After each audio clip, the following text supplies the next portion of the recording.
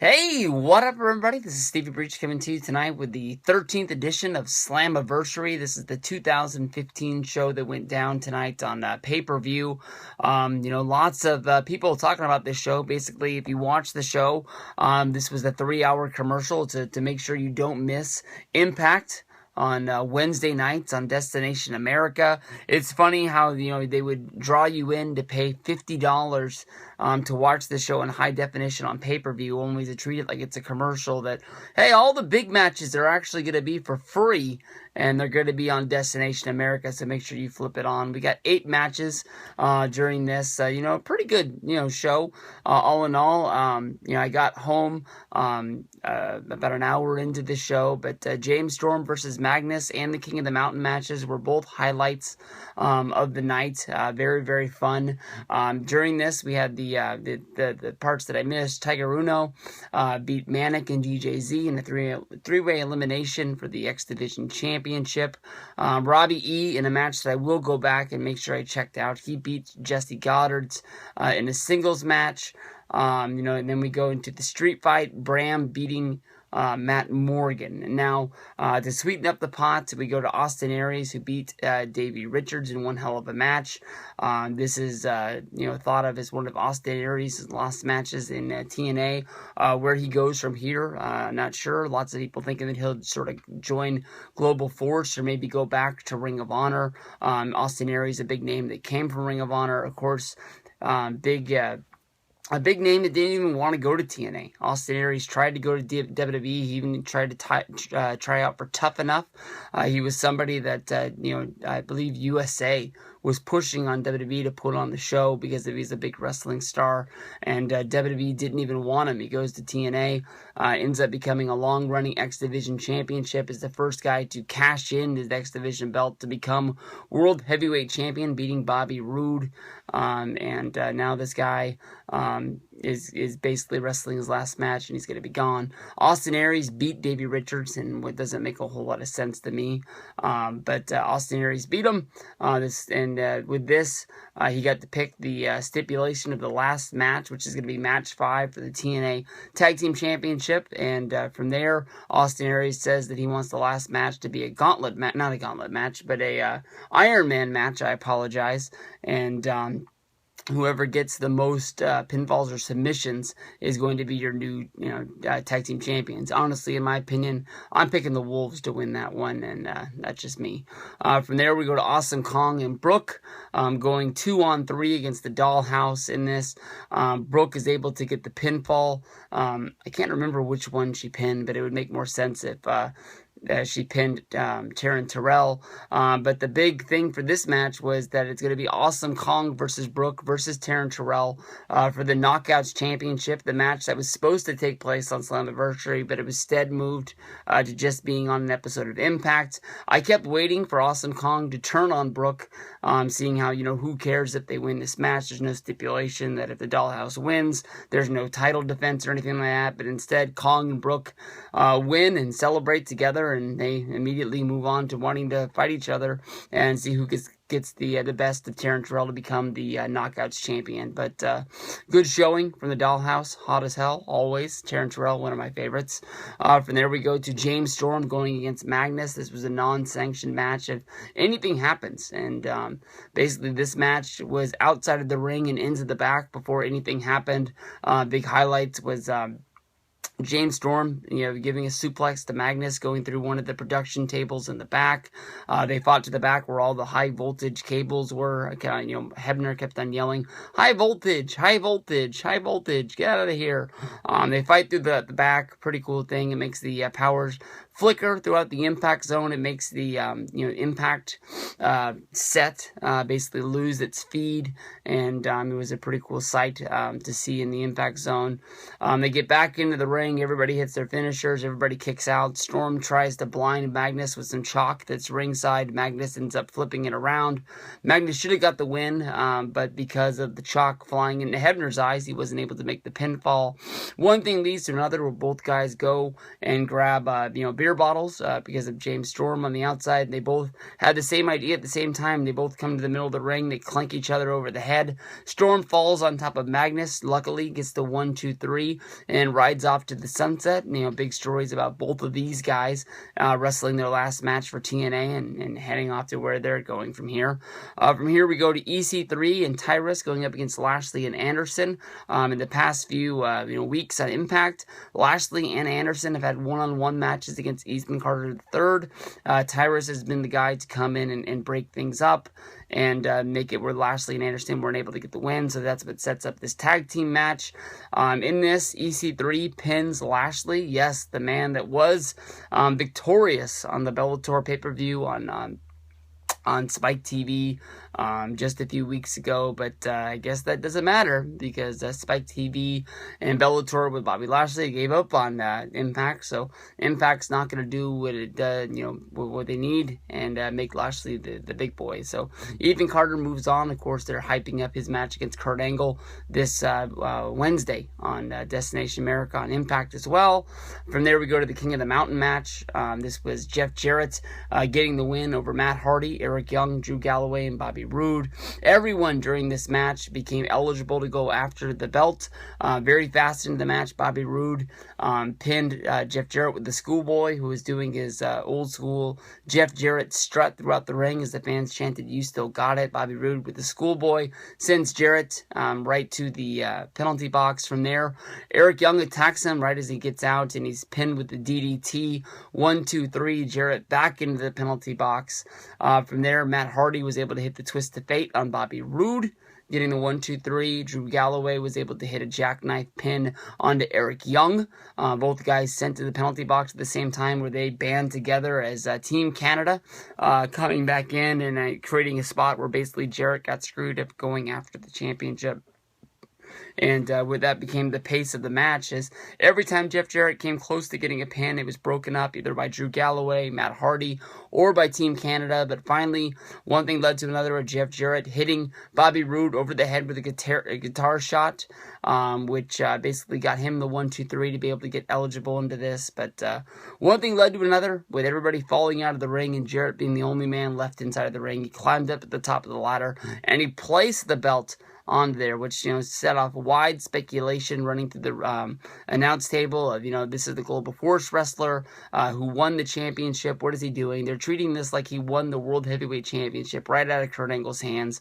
They're making it seem like Jeff Jarrett taking the title to Global Force Wrestling is going to be the death of TNA, and hopefully, this is setting up the start of an invasion angle that everyone is waiting for between Global Force and TNA, seeing what the future will bring. The buzz that Jeff Jarrett going back and wrestling for TNA has done since Wednesday has been huge. It's probably the most I've seen people talk about TNA in a long time, and it's not even really hit the surface of becoming mainstream wrestling talk, but we'll have to see. I'm sort of excited to see where we go from here. Of course, on Wednesday, Kurt Angle versus EC3. Of course, you also have the Knockouts 3-way for the Knockouts Championship. So, they treated this like it's a pay-per-view. They wanted you to pay $50 for it, but it seems like the big show is going to be on Wednesday, and it's going to be for free on Destination America.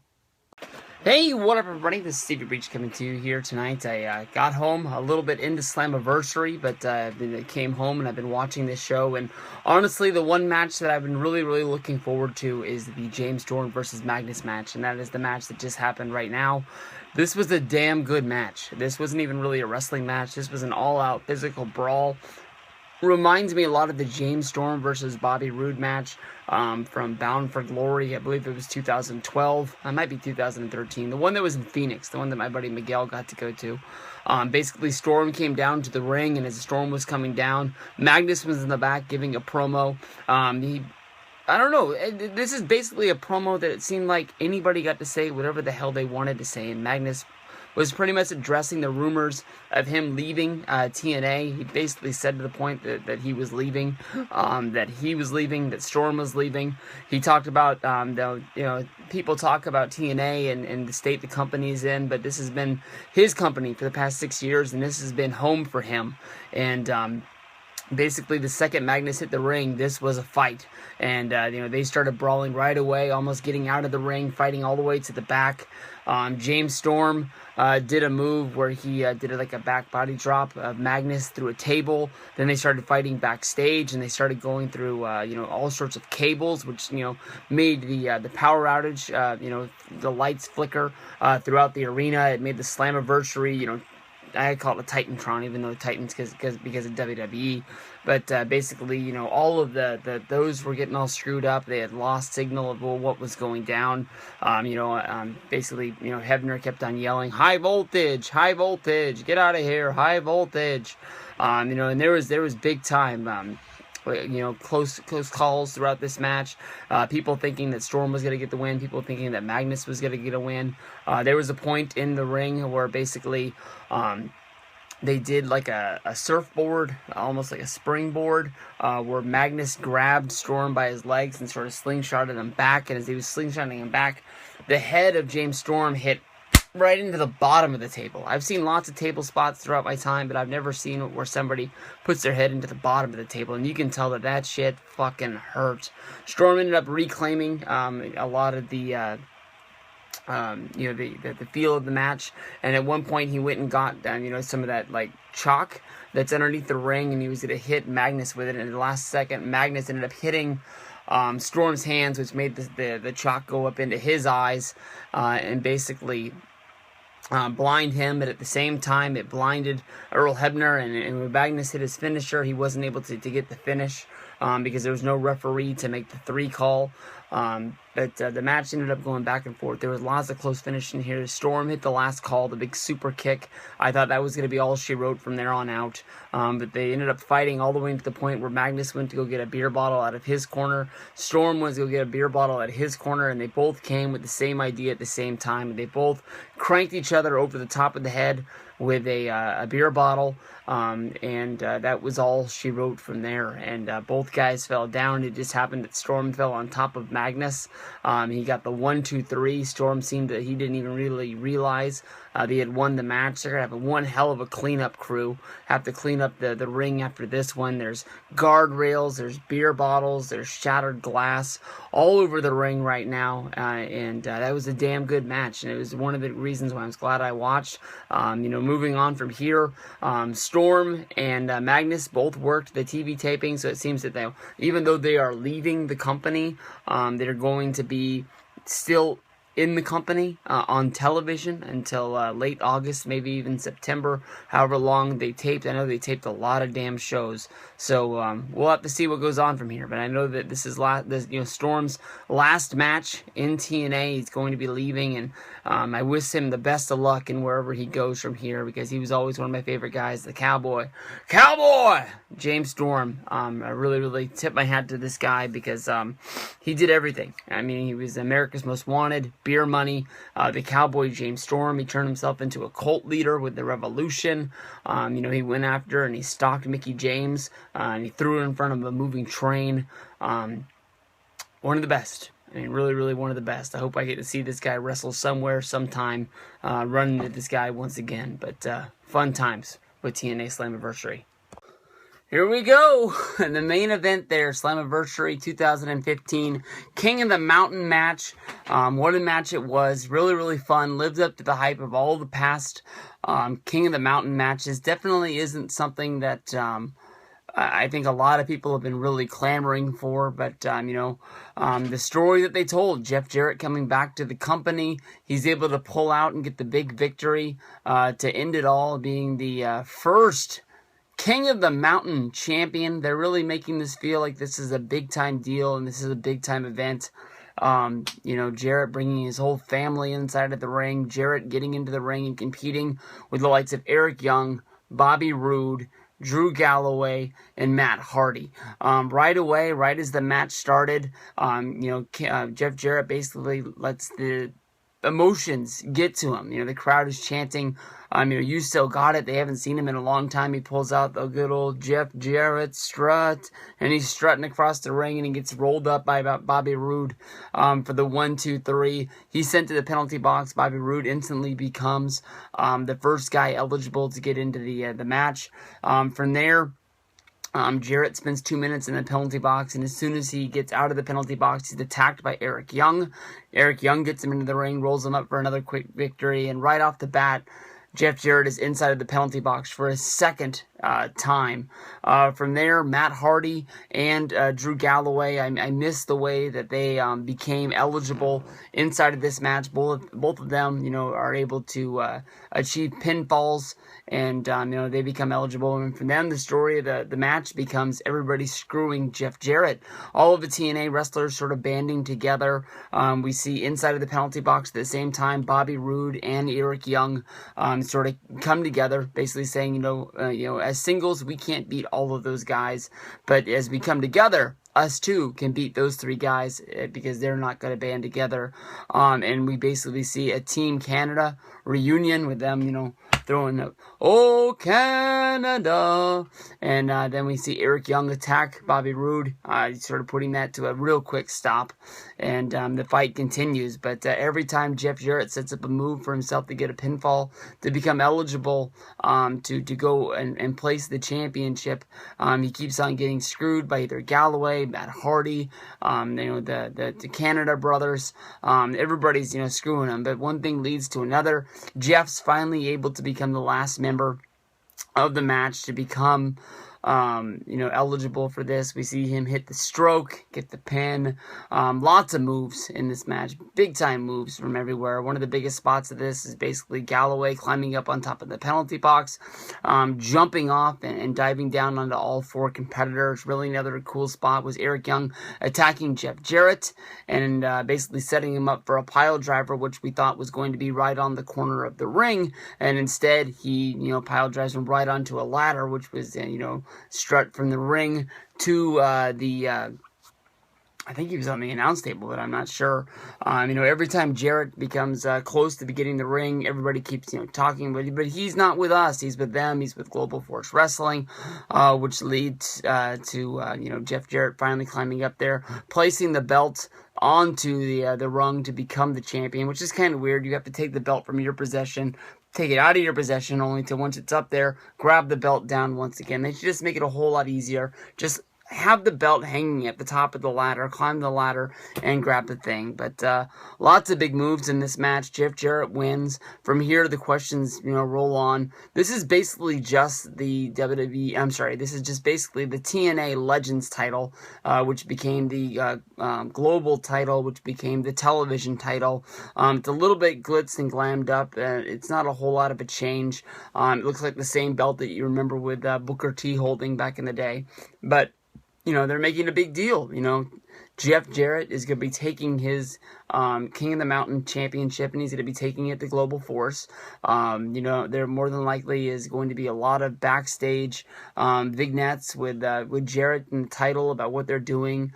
TNA, this is the title that doesn't really mean anything. They don't need it to continue on. It's not the World Heavyweight Championship that Kurt Angle and EC3 are going to be fighting over.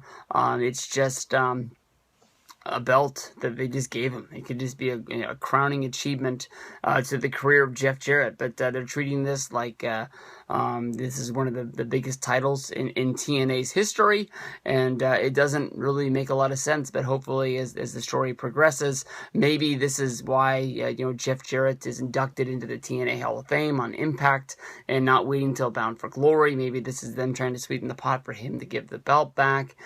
Maybe this is them trying to get him there, and then they attack him in the back, which starts the Global Force versus TNA rivalry, and TNA actually becomes the heels of the group, maybe. I'm not 100% sure, but off the top of my head, I've been thinking about this for days since they said Jarrett was going to be in this match, and that there was going to be a new championship, and it was the name of the King of the Mountain belt, which right off the bat told me that I thought Jarrett was going to win, so I should be ready for this, but I don't know, my mind is racing.